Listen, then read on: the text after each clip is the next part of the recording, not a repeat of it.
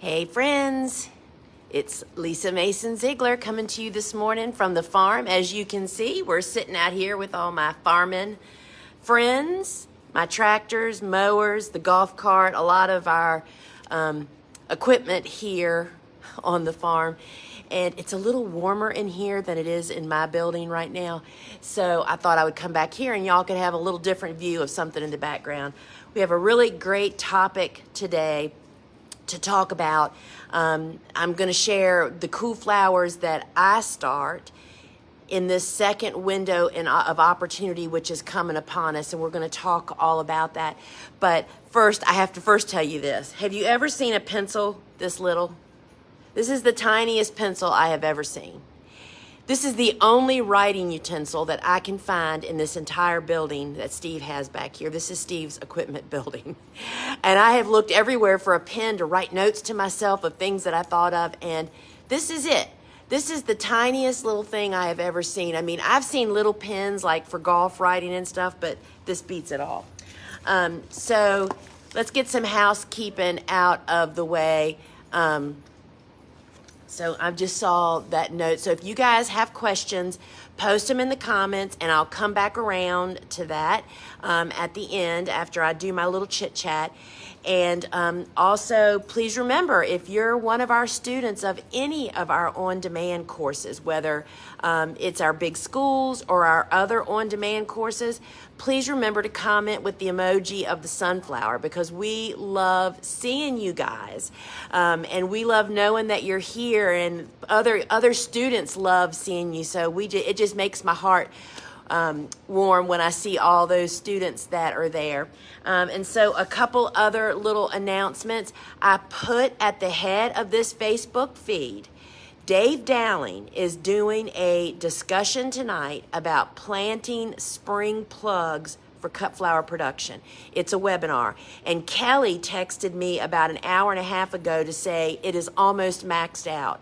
So if you want to be a part of the live event tonight, which means that you can ask him questions, y'all. I mean, that is like priceless, right? You need to grab a seat. So the link is at the head of this. It's also in my Instagram profile. It's in Dave's profile, as well as it's on our Facebook feed just in generally. So that is really going to be good. And so we really encourage people to attend live, because that's the whole point. That means that you can then ask him questions. And y'all, I just got off the horn with Dave. We had a meeting with him this morning, Lane and I did. And I mean, the depth of his knowledge there's no way to capture it all in a book, in a course, in any one thing. And so always getting every chance you can to spend time with him, and then to be able to ask questions is pretty priceless.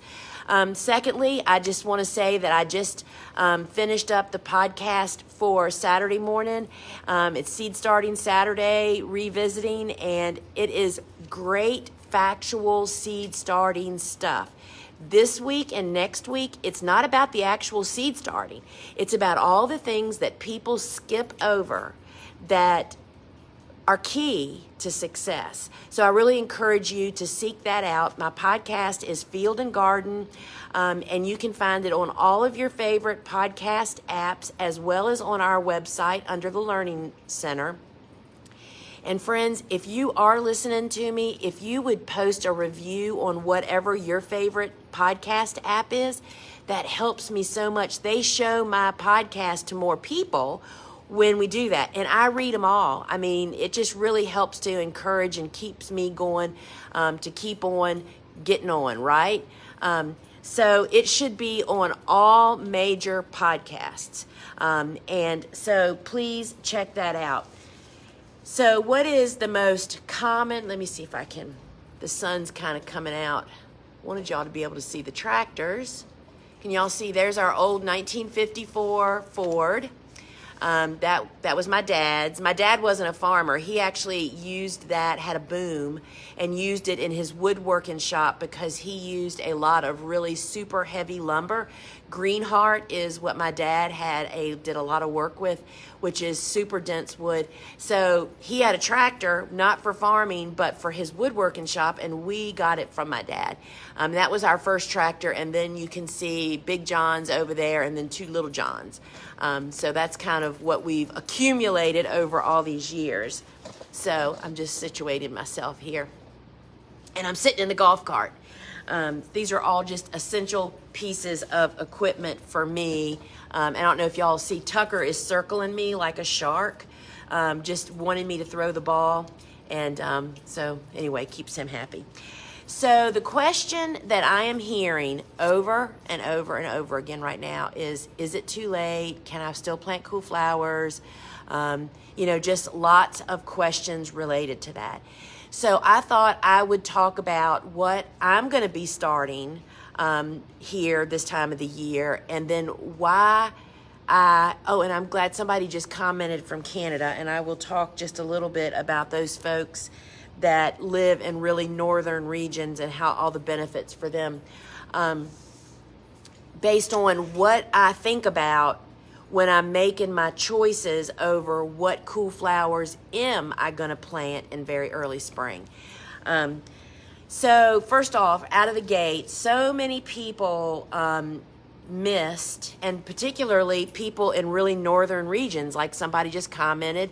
Well, there you go. There's another one. Tina is in zone 3B. That is super cold, y'all. Super short growing season, super cold, lots of snow load typically. And so what people missed in the book, I have to stop reading the comments, y'all. It totally derails me, but I love reading what y'all are saying. I'll come back to everything.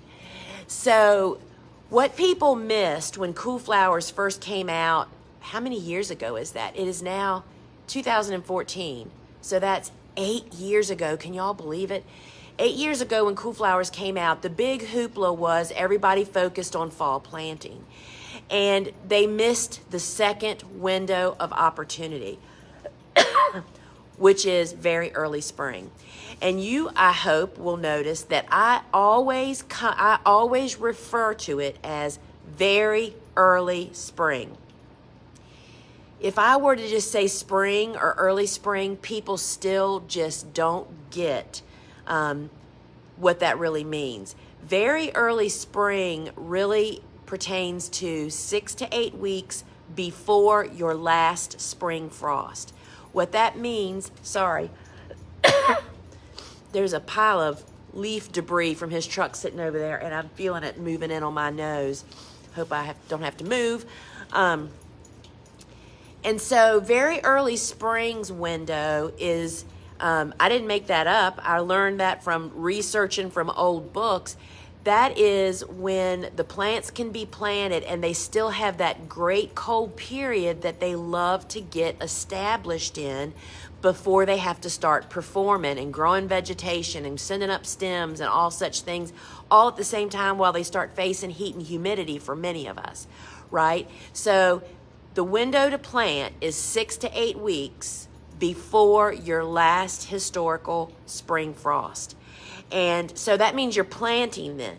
That doesn't mean that you're starting the seeds for the transplants then. You're going to then have to count back however many weeks it takes you to get a nice size transplant, 3 to 5 inches tall, to be able to plant outside. So we're not going to talk about that except to say that you start the seed for the transplants before that date. We're talking about this is when you actually plant them. So I'm going to go down this rabbit hole here since we're talking about the actual planting. I typically do not do any direct seeding in very early spring, and the reason is this. Think about it.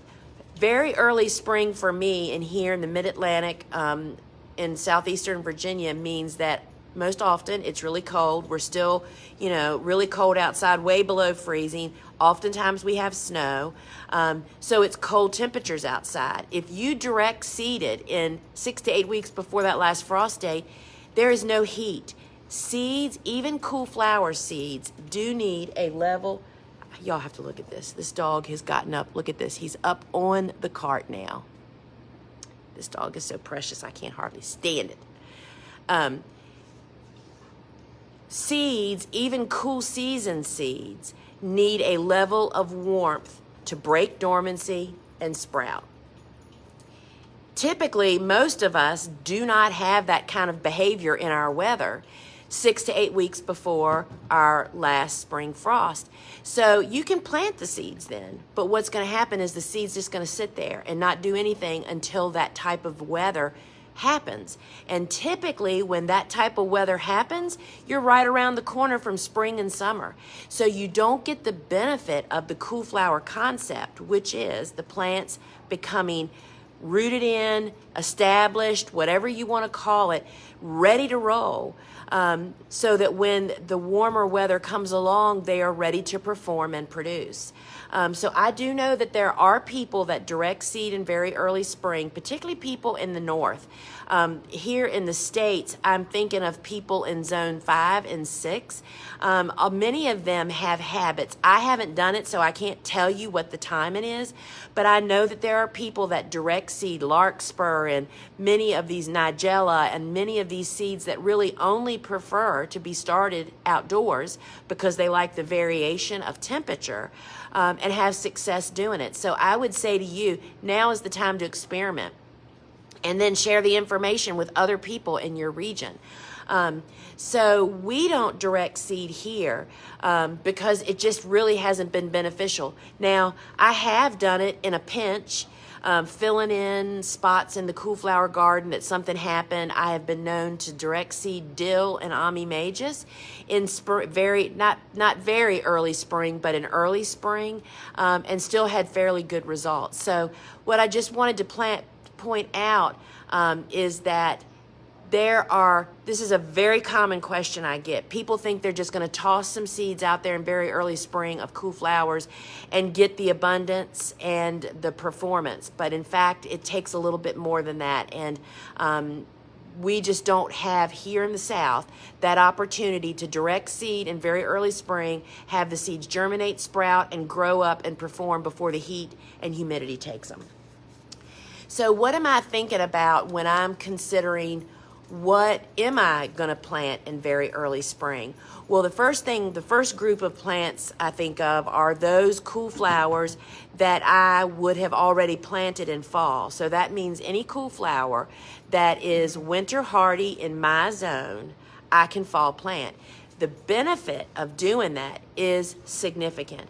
The abundance of these plants that are fall planted because they spend all winter setting up housekeeping before they have to perform.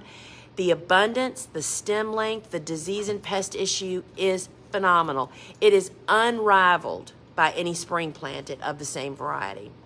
So the number one thing in my mind is, okay, we're going to use Snapdragons. I talked about this yesterday on Clubhouse in a chat, and I used Snapdragons, I don't know what this dog is doing, but he's trying to hot wire the golf cart, I think. I use Snapdragons as this example because they're a really good one. We fall plant Snapdragons. Snapdragons are super winter hardy. I think Cornell says to zone 4. I know people in zone 5 that grow them out in the field with great success. But bottom line is they're pretty winter hardy. So we plant a ton of them because they're a really important cash crop, right? So for years, during our high production years, I in fact tried to extend my season by again planting them in very early spring. And this is what the conclusion that I came to after doing that for about 4 or 5 years. I mean, we were in 8 years we spent producing tens of thousands of stems, gazillions of flowers here from our small space. So our fall planted Snapdragons would give us 15 to 18 good stems per plant. When they were planted at the proper time, rooted in, went through winter like a champ, and then performed. We then started planting a second planting of those same snaps in very early spring, and this is what I learned. I learned that they do extend the season a little bit. They start to bloom a little as the others are starting to slow down a little bit. However, the very early spring planted here in my area, the stems are significantly shorter. The abundance is less than half, but worse than that, they fall victim to pests and diseases much quicker. I have never had rust in snaps on my farm all the years I've farmed, except when I very early spring plant them. That alone made me say, okay, that's done. But it wasn't beneficial for my business. I was still getting stems that were the same or better quality from our fall planting. So that's the first thing I consider. Okay, if this cool flower can be fall planted, is there really truly a benefit to me plant it again in very early spring? Because let me tell y'all something. It is labor intensive doing all these successions. You need reward at the end. So that's the thing I think about. So the other thing I think about is if I plant it again in very early spring, are the stems long enough? Am I going to be able to really sell that crop and have excellent quality? This dog, y'all look, he is really playing this up hard. Rotten dog. Am I going to get stem length? That is significant for me. I fudged it for a lot of years ago. I think, oh, I'm going to try them again. They weren't very tall, but I'm going to try it. If something is not tall enough, because we sold primarily to florists all those years, and we did bouquets for farmers market and supermarkets, but our florist business was the meat of our operation. So those are the things that I'm thinking about and evaluating.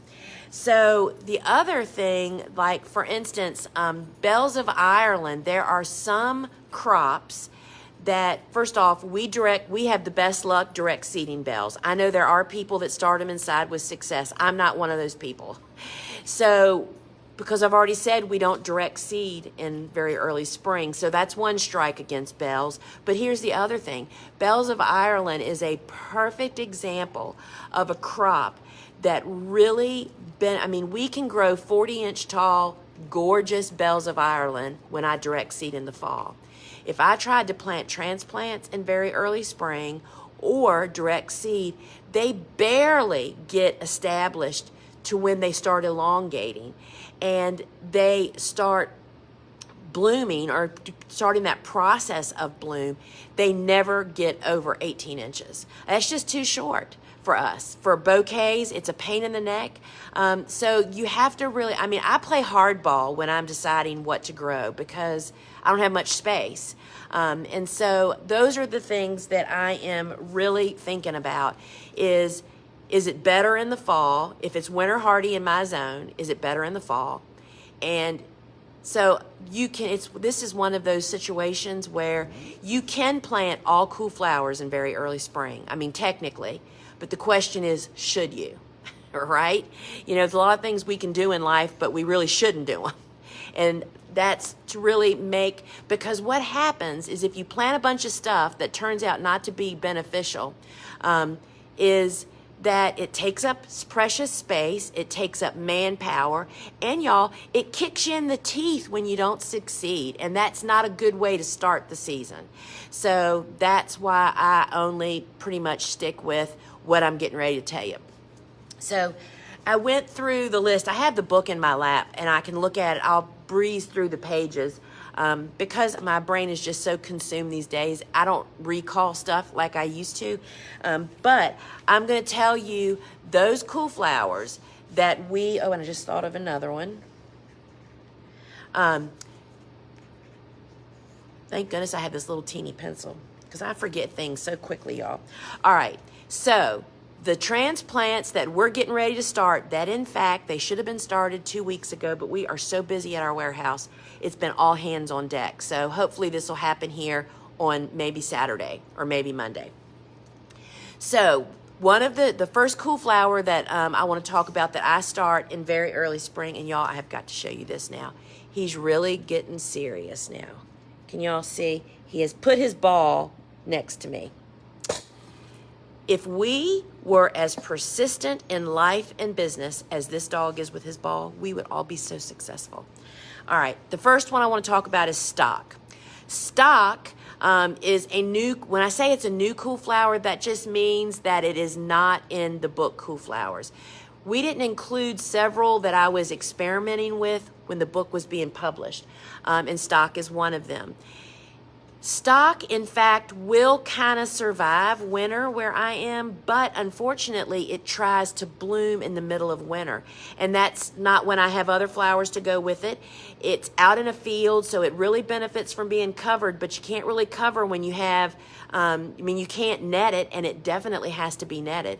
So stock is definitely a big crop for us that we plant in very early spring. We like to get it in the ground, which isn't going to happen this year. The first, so my frost date is April 15th, so that means Valentine's Day is our first planting date. And if I get it started this weekend, it's a fast grower. It's a great strong germinator also. It's a really rewarding seed to start. If we get it started, we will have it planted mid-February. And if I can get it started and get it in the ground by mid-February, we can almost have it for Mother's Day. And stock is a great cut flower, y'all. So we'll be starting stock. Another huge cash crop that we don't fall plant, that we plant in very early spring, because it's borderline winter hardy and it's just not really worth risking fall planting it, because it does perfectly fine in very early spring, and that is straw flowers. Straw flowers has become one of the #1 selling seeds that we sell, because guess what, y'all? It is a flower we would sell out. First off, we never grew enough. And so because it is such an amazing bouquet filler, particularly in the middle of the summer when zinnias can start having vase life issues, straw flowers can really help to fill in for them. So straw flowers are big. They're big for us for cut flowers, and because of that, they're big for us. That's why we sell all the solid colors on our website now. You can buy the individual colors. So straw flowers are a big one, and I will add into that straw flowers bloom in the heat of summer, but they can become established very early spring. However, we actually plant them a month later, and even 1 month after that I've experimented with. They don't get as tall and as abundant, but they're still tall enough. So straw flowers are an underused bouquet filler, and what I was going to say is, my sister and the bouquet makers took every straw flower that we ever grew for bouquet making, for our supermarket bouquets, and then for our members only, and then for our subscriptions. Our commercial customers barely ever got to see them, and when they did, they bought them all. So there is a underproduction of straw flowers. The other one that I start again, which I start in fall because we can extend the season, is feverfew. Y'all, there's a reason that I grow 6 different feverfew varieties. All the varieties are on our website. You can find it at thegardenersworkshop.com, all the different names of the feverfews. But I want to tell you this little tweak. So fall planted and very, very early spring, like that 8-week out planting, almost bloom at the same time. So I push that a little bit. So if in our seed starting, you can't start everything on the same day. There's just not enough manpower, time, seedling heat mat, grow light, the whole 9 yards, right? So feverfew is the one that I put at the end of the line to get started, so it's planted later. Feverfew is super beneficial. And here's another way that you can extend it, is fall plant, early spring plant, and then pinch 50% of the crop. And that will spread it out. Feverfew is a huge bouquet filler. It is a huge wedding flower. It is a huge florist flower. I think Tucker may actually knock down the tripod, so if you go down, I'll pick y'all back up. Don't worry. He's standing down here just mouthing his ball. Limbaughta Menarda, which is the one of the underused cool flowers. If you have not grown, it's different than any other Menarda, y'all. It's a hardy annual. It's not like the perennial. It's fabulous, and you can also extend the season by fall and very early spring planting it. It is awesome. And here's another huge cash crop, Sweet William. But note, y'all, alert, alert. I see so many people growing so many other varieties. I am speaking of the Amazon series. The Amazon series does not need what's called vernalization, which is a cold period. It can go from seed to bloom in 16 weeks. So that means you fall plant it, even if you fall plant it late, it'll bloom in the spring, and you can very early spring plant it. And that is a crop that when we were in high production, selling to 23 florists and to 2 supermarket chains, we planted or started Sweet William once a month for 2 or 3 or sometimes even 4 months, because the Amazon series also will take some heat. What'll happen to it as you start it later, like we would start it January, February, and March for sure. Sometimes in April if we had time. That April planting might not, is the one, it's the gamble, right? But what happens is it gets shorter and shorter. That's what the heat does to it. So you may find out, is it worth the gamble or is it not worth the gamble? It totally depends on your area and what your weather is.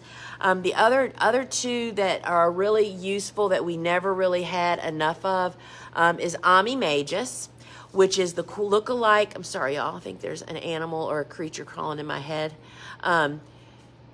Ami Magus is the look-alike Queen Anne's lace, but far superior. Ami Magus, your commercial customers will love. Bouquet people love. Most growers that I know cut it too late. It needs to be cut earlier in the cycle. But it doesn't like the heat. Sorry. So we fall plant it. Couple different varieties. They have different foliage. We do the green mist. We do, it's on our website. Graceland, I think it is. Plant them both in the fall. Do again in very early spring. And then I have even been known to direct seed some of it like 4 weeks before my last frost. Because y'all, it is worth extending. That's just an in-demand flower. And who doesn't need more white flowers? Everybody in the flower industry does. So I'm going to tell you this. I don't know what that noise is. You know, it's so funny when you sit in buildings that you don't usually sit in quiet. You hear all kinds of odd noises. So the other one that we very early spring plant is Buplerum. Now, here's the twist. I direct seed Buplerum in the fall because it is way too warm in our grow room to get it to germinate. But this time of the year, I have a method of germinating it, which I cannot go into, but I will tell you that I just posted the steps that I follow to sow Buplerum in plug trays. If you're not already a member, request to get in. I have a closed Facebook group called The Flower Farmer Show. It's kind of connected to my Clubhouse live chat. That's where I kind of get my ideas of what I'm going to talk about. And somebody yesterday, because I mentioned this in Clubhouse, said, what is that process?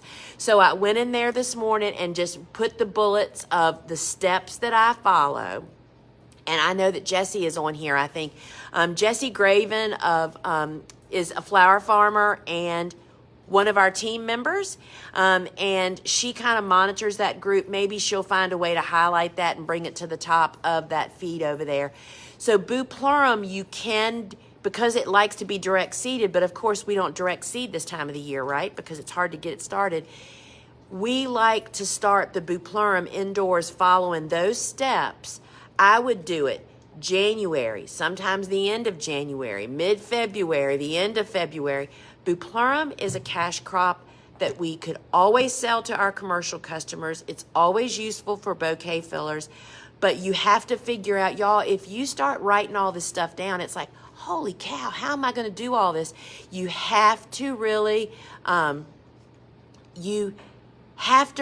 pace yourself and choose what you don't. When you're first starting, you do not want to take gamble steps. So I would say to you, I would start Buplerum again early and maybe not do it again. Get your systems down. Then next year you can say, you know what? I got that Buplerum started in plug trays last year.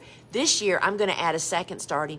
You know, Rome was not built in a day. You have got to pick your battles, because if you do too much, you won't be here in a year. And here's the other thing, and that's the end of my list of the things that I start. It's not that other stuff can't be started, but those are things that are beneficial to me in southeastern Virginia for my markets, for growing outdoors in a field, because y'all know I have no greenhouses, right?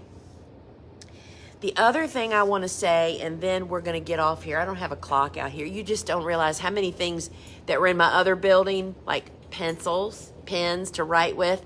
I don't have a clock in here. I don't even know what time it is. But what I want to wrap this up with is to say, I have found that customers naturally, yes, they love Snapdragons. Yes, they love feverfew. Yes, they love all of these cool flowers. But guess what? The minute the zinnias and the coxcombs start, they kick the cool flowers to the curb. They're ready to move on. I believe that our own inner time clock is built into all of us to live seasonally, whether it's eating food or flowers. So what I'm saying is, don't work so hard to extend cool flowers longer and longer. When they start to peter out, you should have your warm season flowers ready to kick into gear, because that's what the market wants. We spend too much time, too much money, too much brain power and morale trying to extend stuff where, y'all, you just switch to whatever is the next seasonal product. And that's what I built my life and business on, right? I'm telling you, I'm sure there's something growing.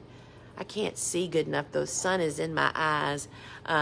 Anyway, so that's the thing you need to keep your balance in. Cool flowers are wonderful. Don't get me wrong. I wrote a book about it, right? But when the cool flowers start to peter, don't spend resources and time and space trying to get more of them. Switch gears. That's when, we focus on.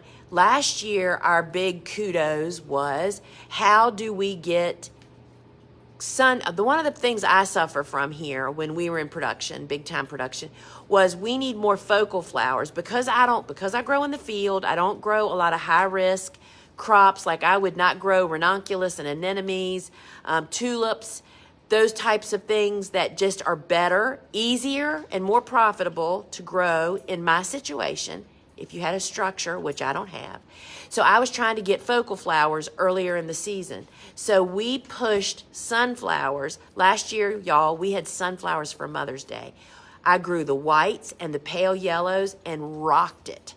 So there's other things for you to switch gears on. And I just want people to not... I'm trying not to lose this little pencil. I, in fact, believe there is a desk, which y'all can't see. I'll turn it. See that little desk sitting over there? I think you can see it. It's hard for me to see what you're seeing. It's down there with the refrigerator sitting on it. Whoops, refrigerator. Steve's uncle, Cecil Nice, who's long gone, bless his heart, built when he was a young man. And Steve got it from his mom, and this pencil was in that desk when it came, so I can't lose this pencil is what I'm getting at, y'all. I'm going to put it in cool flowers so it doesn't roll away. So I'm going to look at the questions now and see what you guys got for me here. All right. Susan, please discuss how you're preparing for this weekend storm. You want to hear how busy I am? I didn't even know a storm was coming.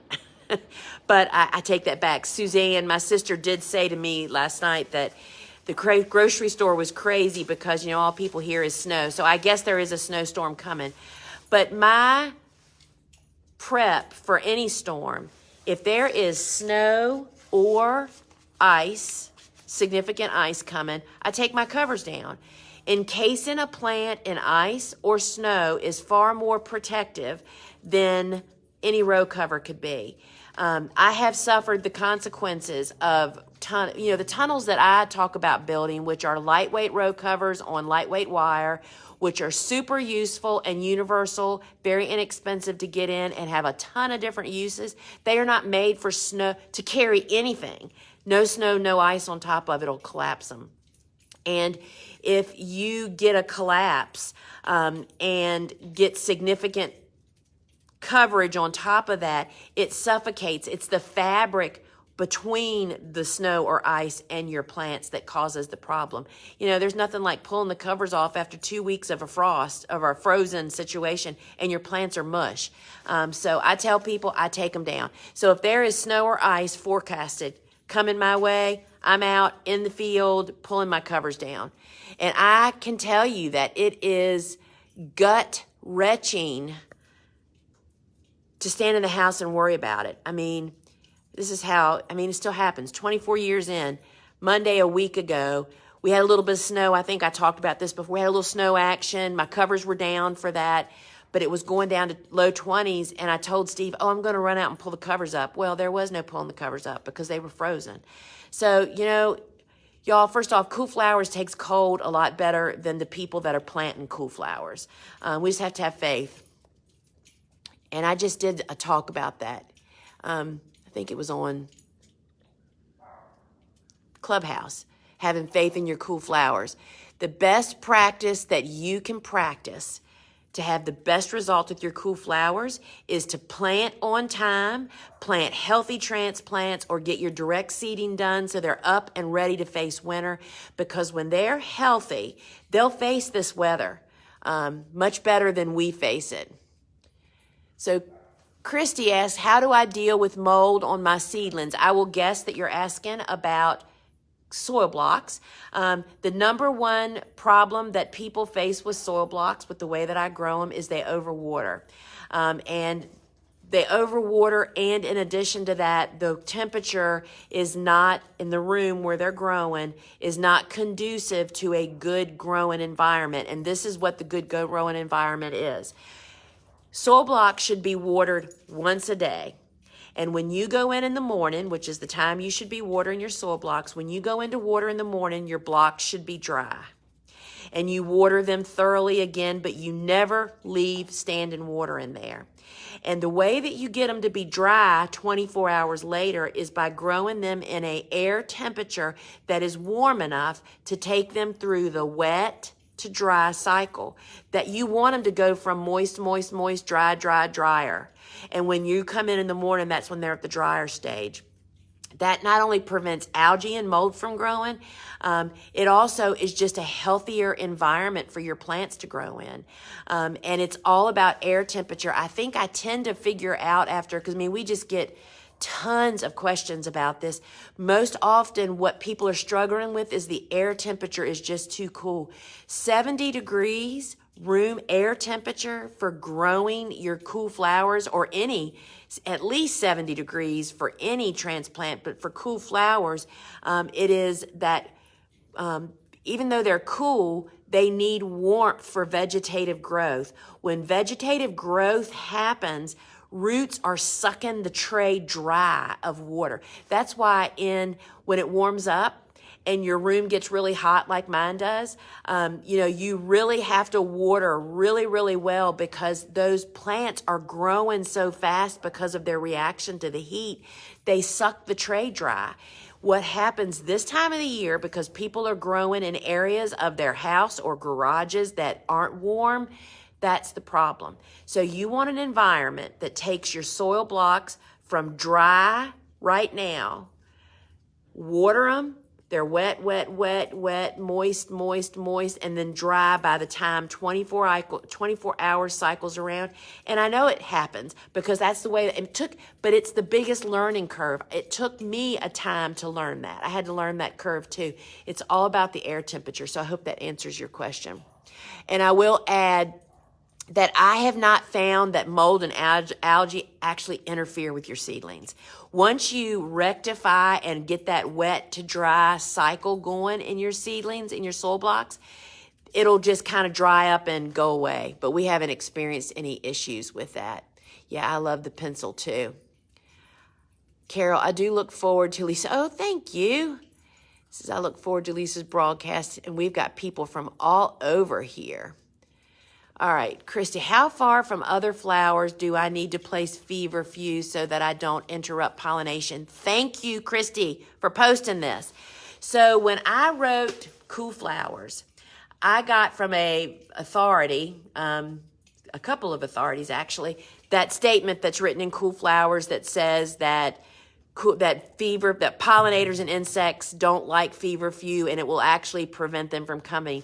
I, in fact, have found that to not actually be true in my garden. We just plant feverfew right in with all the other cool flowers, and I will tell you, it is as covered with honeybees, bumblebees, other native bees, wasps, butterflies. So if we ever reprint or rewrite cool flowers, what do y'all think about that idea? Anyway, a lot more information, a lot more pages. Wouldn't that be awesome? I'm taking that out. Because it may be true for somebody somewhere, but I have not found that to be true. So just plan it with everything else.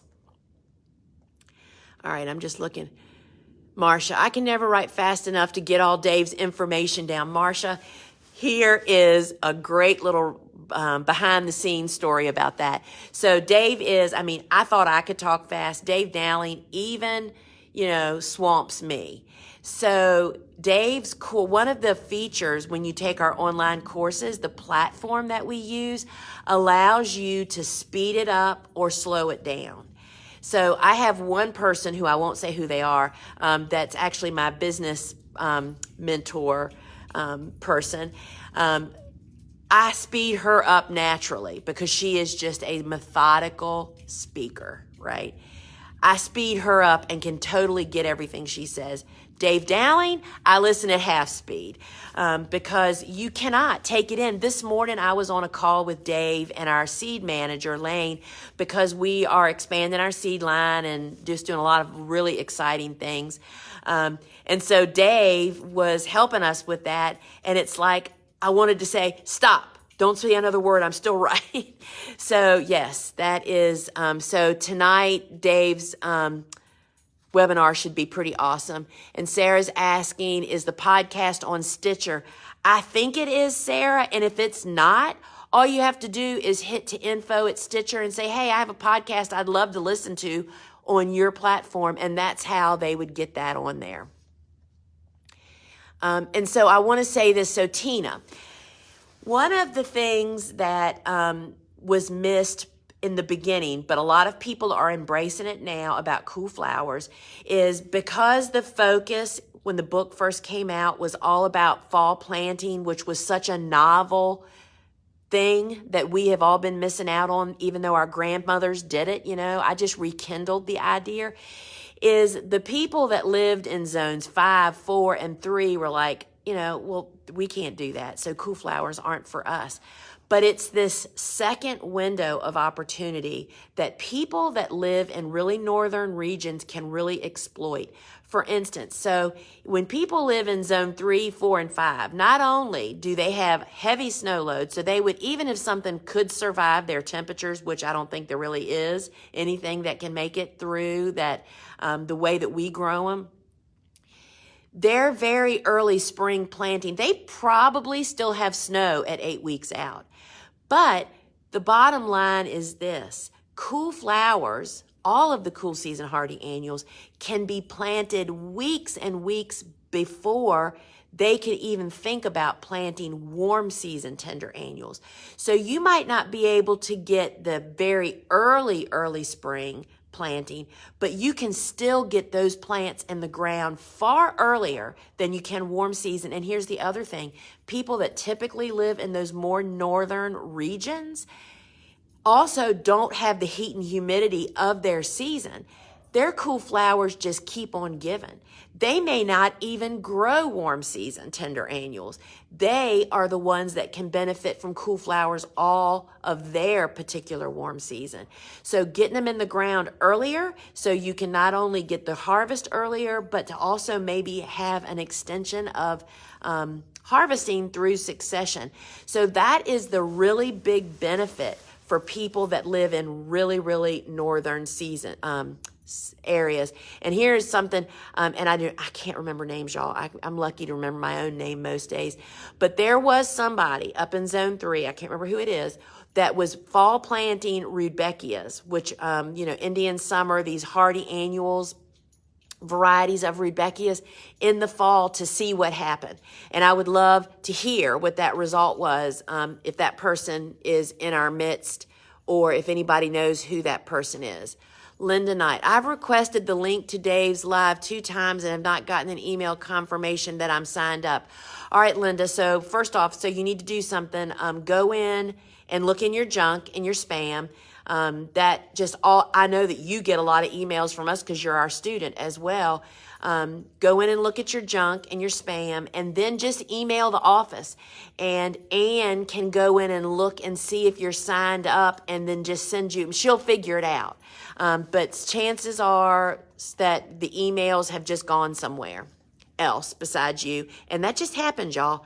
There is no I can't tell you how much money I have spent investigating, trying to fix all the emails that get bounced, or people that don't get them. They don't get bounced back to us, but the person doesn't get it either. It's like a nightmare. Anyway, so it's part of life. All right. I'm just looking to see if there's any. Oh my gosh, Tina, 40 below zero. Holy cow.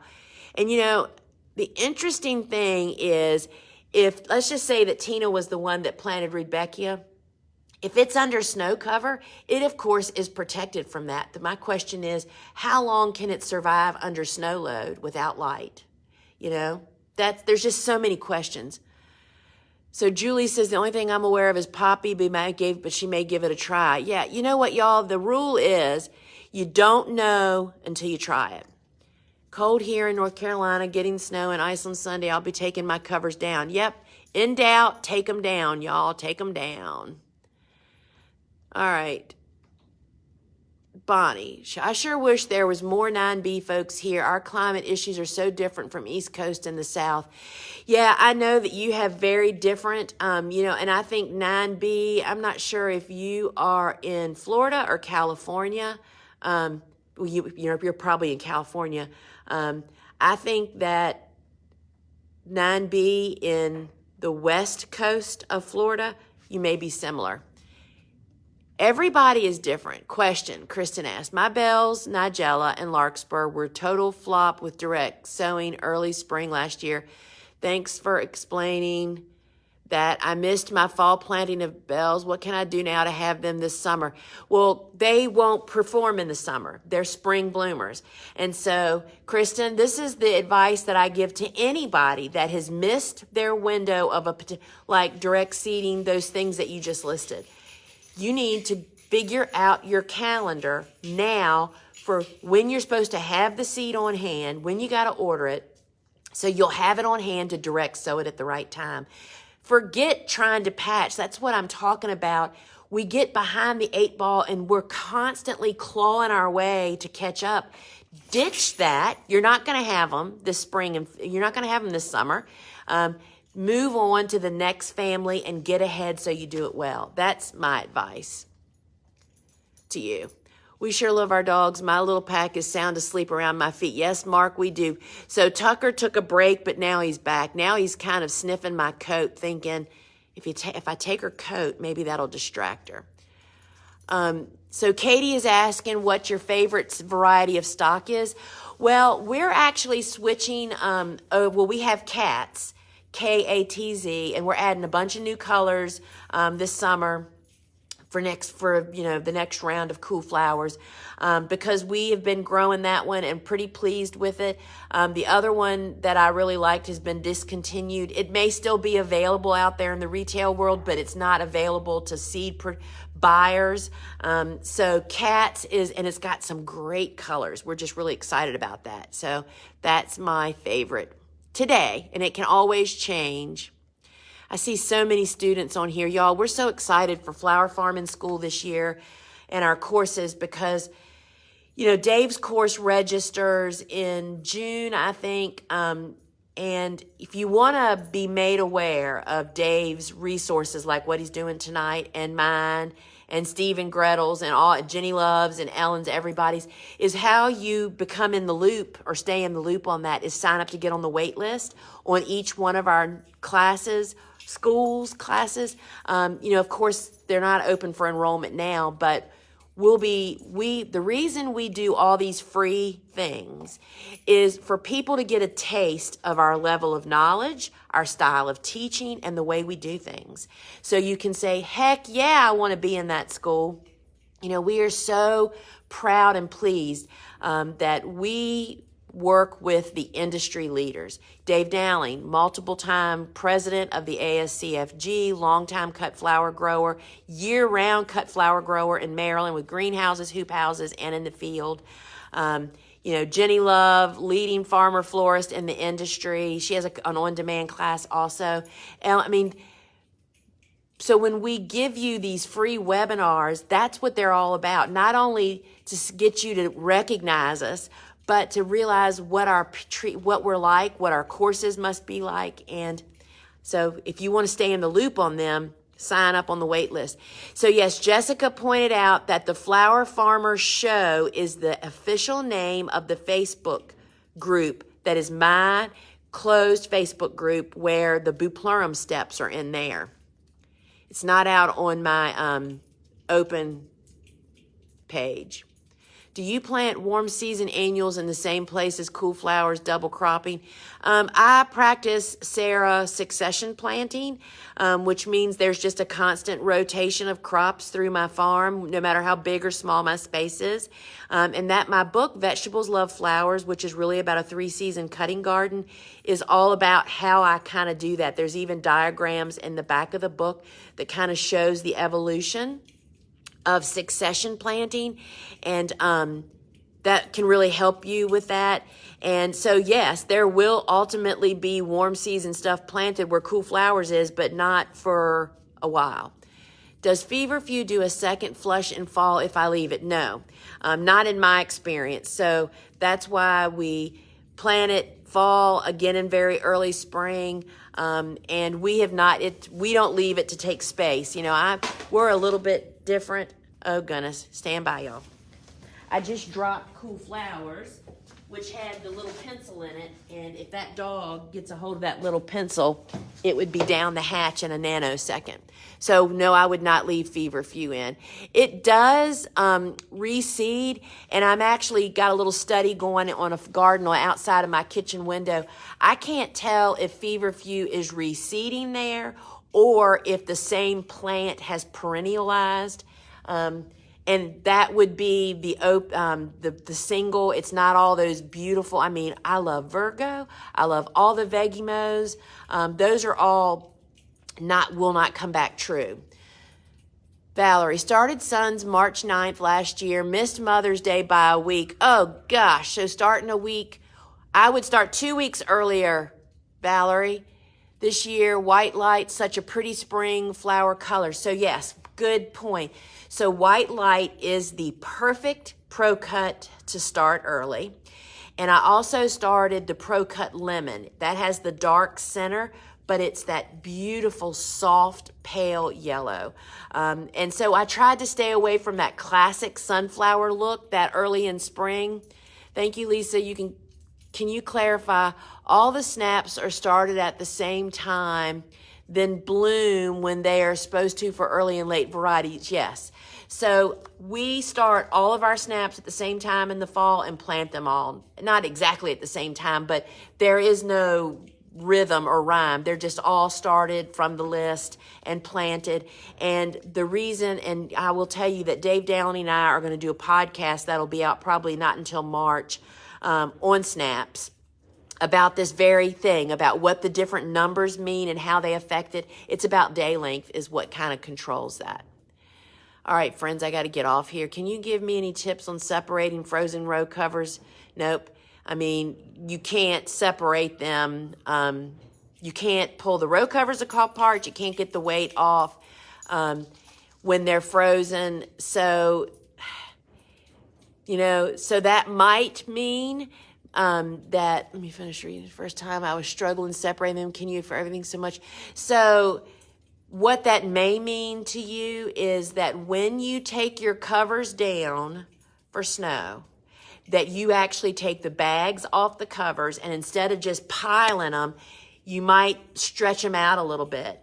And when you stretch them out like that, that may mean that a sunny afternoon could loosen them up enough that you could just pull them up and set the bags down. So it just may mean more steps, and the way that you actually take them down may change.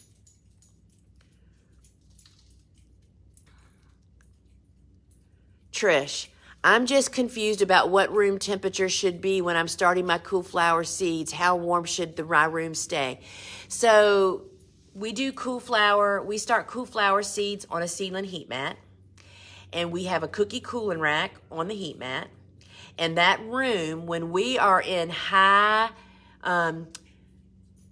we set the thermostat for that room on 65, actually about 66 degrees, because that makes our seedling heat mat be a little bit cooler, but yet is still 66 to 67 degrees, grows good plants, and makes my soil blocks dry out. 65 to 70 degrees is the perfect air temperature if you're doing it all in the same room for seedling heat mats and for grow lights with soil blocks. And the other thing I can say about that is I use the type of grow lights, the same ones that we sell, that give off a smidgen, not much, but a smidgen of warmth. And that warmth with that room temperature just makes our soil blocks go through that cycle beautifully.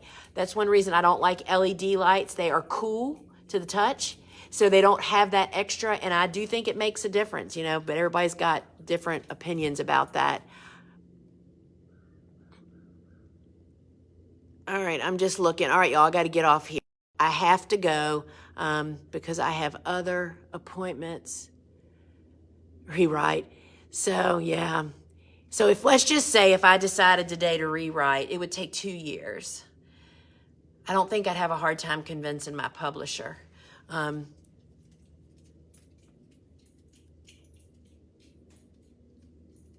So the temperature y'all are talking about for the air temperature of the room where your seed starting cool flowers and growing is 65 to 70 degrees, which I can tell you that most garages aren't.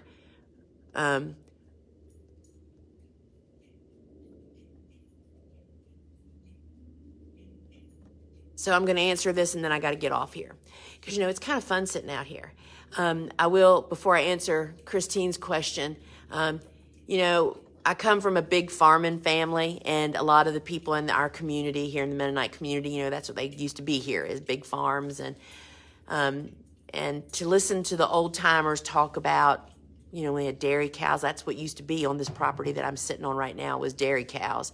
How much they loved being in the presence of cows, in the barn. Well, I feel that way about my grow room. I mean, oh my gosh, once the babies get started and it's warmer in there, the sun's shining, it's wonderful. I kind of feel that way sitting where I'm sitting right now, just to be with the stuff that I farm with. I know Steve feels that way. His Harleys are out here too. Feels that way about his stuff. There's just, don't get too busy to enjoy that kind of stuff. I could see me sitting right here and creating content. It's quiet. Nobody knows I'm out here. I can't see traffic going past my farm. Can't see my gardens to distract me. So take the time, y'all, to sit in quiet spaces and enjoy what you've done. And I just heard that one of my neighbors fired up a leaf blower. Will there be a replay of tonight's of Dave's talk? My husband scheduled us for another thing tonight at the very same time. Yes, I totally get that. Yes, people that have signed up will get a replay. But I really want to encourage you, for those people that can, to take advantage of attending live and having questions. He's not going to answer questions that are not related to what he's talking about in the webinar.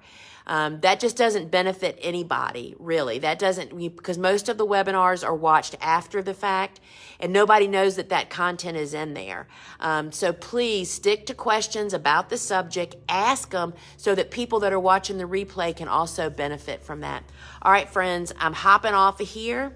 And I appreciate everybody. And the number one thing you can do to help me is to like and share this broadcast and invite your friends to like the Gardener's Workshop page. And hey, join my Flower Farmer show page. That's where there's a lot of good juicy stuff in there. All right, folks, until we meet again, ciao.